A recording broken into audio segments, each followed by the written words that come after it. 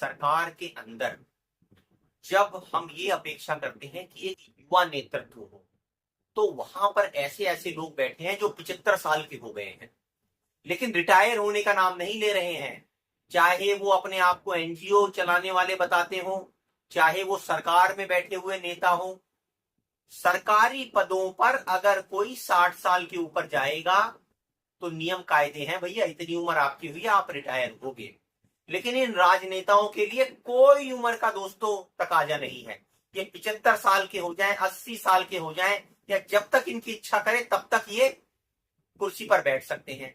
और युवाओं के लिए क्या करते हैं ये? युवाओं को अग्निवीर बना देंगे कि भैया 4 साल काम करो, उसके बाद कुछ को रख लेंगे, कुछ को निकाल देंगे।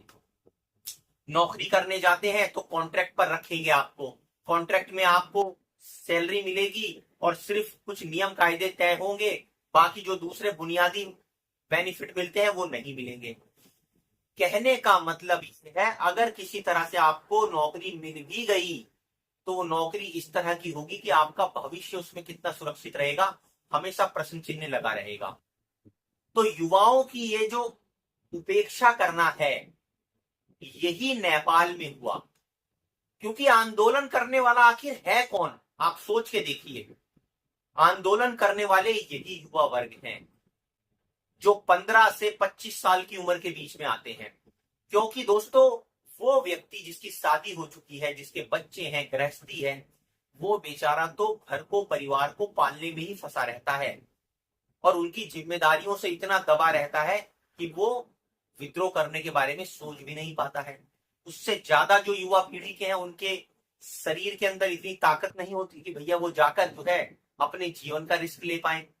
लेकिन ये जो 15 से 25 साल का जो आयु का ग्रुप है, जिनको कई बार हम जेन एक्स बोल देते हैं, कभी जेन जी भी बोल देते हैं, किसी भी नाम से आप बोल लीजिए, लेकिन वो ऐसे होते हैं दोस्तों जो अभी इस अवस्था में होते हैं कि उनको पढ़ाई पूरी करके अपना रोजगार पकड़ना होता है। सबसे ज्यादा रोजगार की मार इन्हीं के ऊपर पड़ती है। और उससे भी बड़ी बात दोस्तों, यही वो तबका है जो बहुत हद तक जिम्मेदारियों से मुक्त होता है। क्रांति लाने का दारोमदार भी इसी के कंधे पर होता है, परिवर्तन लाने का दारोमदार भी इसी के कंधे पर होता है, क्योंकि ये अपनी जान की परवाह भी नहीं करता। दोस्तों, नेपाल में देखिए आप, जो जेन जी वाले जो विरोध कर रहे थे, सरकार ने गोलियां चलवाई, युवा मारे गए। उसके बाद ये कितना उग्र हुआ प्रदर्शन।